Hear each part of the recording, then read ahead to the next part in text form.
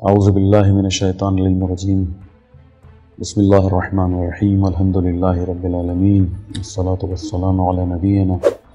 طبیب قلوبنا و شفیع ذنوبنا بالقاسم محمد اللہم صلی علی محمد وعلی الطاہرین بسم اللہ الرحمن الرحیم وبہ نستعین۔ ہمارا موضوع قرآن کی نگاہ سے ہم دشمن شناسی کے موضوع پر آپ لوگوں سے گزشتہ 10 دنوں سے مخاطب ہو رہے ہیں اور ہم واقعات کے اعتبار سے حضرت یوسف علیہ السلام تک پہنچ گئے تھے، اور اب ارادہ یہ تھا کہ ہم حضرت موسیٰ اور انشاءاللہ اس کے بعد پھر اصل وہ موضوع جس کو قرآن نے سب سے زیادہ بیان کیا ہے، یعنی موسیٰ اور ان کی قوم، اس کو عنوان بنائیں اور پھر اسی کے ساتھ آہستہ آہستہ موجودہ زمانے کے جو مسائل اور مشکلات ہیں ان کو ڈسکس کریں۔ جو بات ابھی تک ہم نے کی ہے، پہلے میں قرآن کی تبرکاً بابرکت بنانے کے لیے اپنے پروگرام کو آیت ایک پڑھ دیتا ہوں، اور پھر انشاءاللہ اسی کے ذیل میں اس کی تفسیر یا تشریح کے ساتھ ساتھ موضوع کو لے کے آگے بڑھتے ہیں۔ ہم نے بات یہاں پہ روکی تھی کہ حضرت یوسف علیہ السلام کہ جو بعد میں پورے مصر اور آہستہ آہستہ پوری دنیا کے لیے ایک نعمت اور رحمت کا سبب بن گئے تھے، اور اپنے بھائیوں کو بھی وہیں بلوا لیا، ان کے والد بھی وہیں آ گئے، اور اس کے بعد انہوں نے ایک عرصہ اس سرزمین پر گزارا۔ آخری وقت جب حضرت یوسف علیہ السلام کا ہے، انہوں نے جو بات پہنچائی یقینی طور پہ بھائیوں کو مخاطب تھے، اور وہ تمام لوگ کے جو ان کے گرد جمع تھے ان کو مخاطب کر کے قرآن خود سورہ یوسف کی آیت نمبر 108 قل بسم اللہ الرحمن الرحیم قل ھذہ سبیلی ادعو الی اللہ علی بصیرۃ انا ومن اتبعنی وسبحان اللہ وما انا من المشرکین۔ اگلی آیت وما ارسلنا من قبلک الا رجالا نوحی الیہم من اہل القری افلم یسیروا فی الارض فینظروا کیف کان عاقبۃ الذین من قبلہم ولدار الآخرۃ خیر للذین اتقوا افلا تعقلون۔ آسان ترجمہ اس کا یہ بنتا ہے قل ھذہ سبیلی، کہہ دیجئے یہی میرا راستہ ہے، میں اور میرے پیروکار پوری بصیرت کے ساتھ اللہ کی طرف دعوت دیتے ہیں۔ بصیرت کے موضوع پر بہت کام ہونے کی ضرورت ہے۔ بصیرت یعنی صرف آنکھوں دیکھے پر اکتفا یا کانوں میں آنے والی چیزوں پر اکتفا نہ کرنا، حقائق تک پہنچنا، حقائق کو اس طرح سے بیان کرنا کہ فساد بھی نہ ہو، بہت امپورٹنٹ بات ہے۔ بہت ہی باکمال لوگ ہوتے ہیں وہ، اگر انبیاء میں سے اور اولیاء میں سے اور اوصیاء میں سے یا ائمہ میں سے نہ ہوں، مراجع ہوں، ہماری موجودہ قیادتیں ہوں، بصیرت بہت بڑا ہنر ہے اگر انسان کے پاس ہو۔ بہرحال یوسف کہتے ہیں کہ کہہ دیجئے یہی میرا راستہ ہے، میں اور میرے پیروکار پوری بصیرت کے ساتھ اللہ کی طرف دعوت دیتے ہیں، اور پاکیزہ ہے اللہ اور میں شرک کرنے والوں میں سے نہیں ہوں۔ اگلی آیت کا ترجمہ اور آپ سے پہلے ہم ان بستیوں میں صرف مردوں ہی کو بھیجتے رہے ہیں جن کی طرف ہم وحی بھیجتے تھے، تو کیا یہ لوگ روئے زمین پر چل پھر کر نہیں دیکھتے کہ ان سے پہلے والوں کا انجام کیا ہوا، اور اہل تقوی کے لیے تو آخرت کا گھر ہی بہتر ہے، کیا تم عقل سے کام نہیں لیتے؟ اس کے بعد والی آیت بھی بہت امپورٹنٹ ہے، یہاں تک کہ جب انبیاء لوگوں سے مایوس ہو گئے اور لوگ بھی یہ خیال کرنے لگے کہ ان سے جھوٹ بولا گیا تھا، تو پیغمبروں کے لیے ہماری نصرت پہنچ گئی،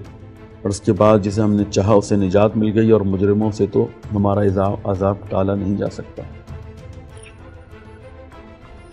حضرت یوسف نے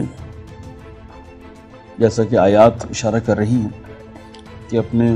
بھائیوں کو، اپنے قوم کو مخاطب کر کے پھر وہی دعوت دی، سارے انبیاء نے دعوت دی پھر اسی طرف لے کے جاتے ہیں کہ جہاں سارے انبیاء اپنے ماننے والوں کو دعوت دیتے ہیں۔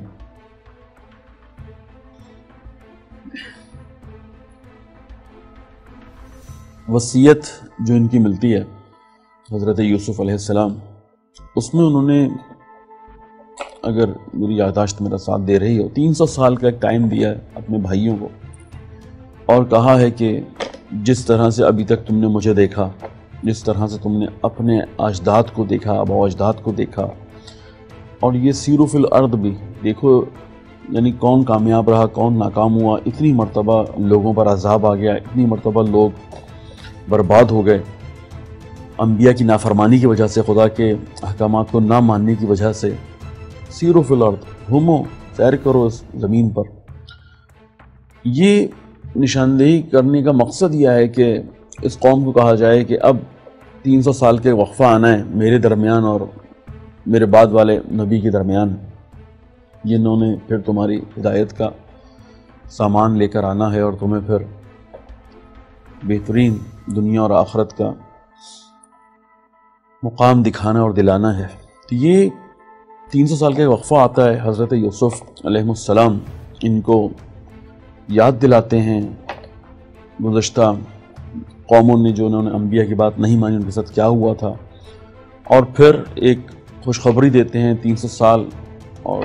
400 سال کے درمیان میں کوئی وقت ہے، اور اتنا ہی تقریباً وقت بھی ہے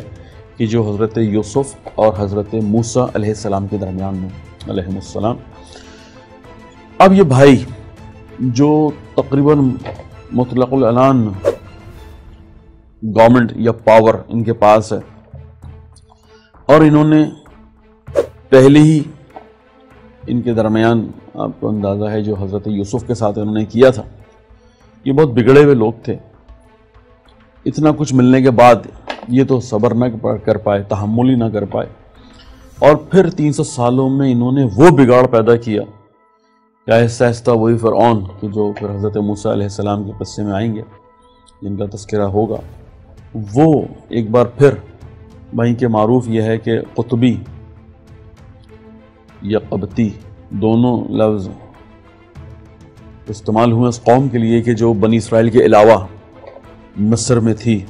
قبطی، قاف بے توئے چھوٹی ہے، قبطی جن پر فرعون، اور وہ فرعون کے جس نے پھر خدائی کا دعویٰ کیا، وہ